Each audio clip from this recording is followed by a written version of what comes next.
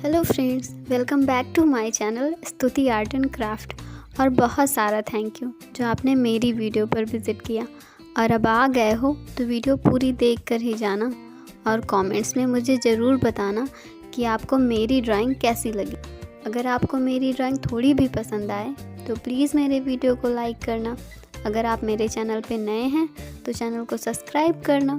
तो चलिए मिलते हैं वीडियो के लास्ट में।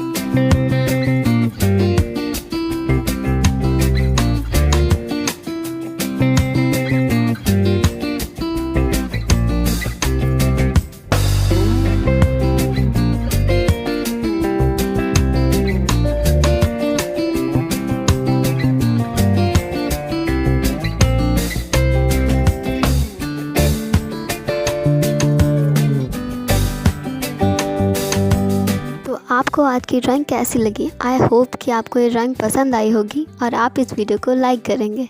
तो चलिए मिलते हैं कल एक नई वीडियो के साथ। तब तक के लिए बाय बाय।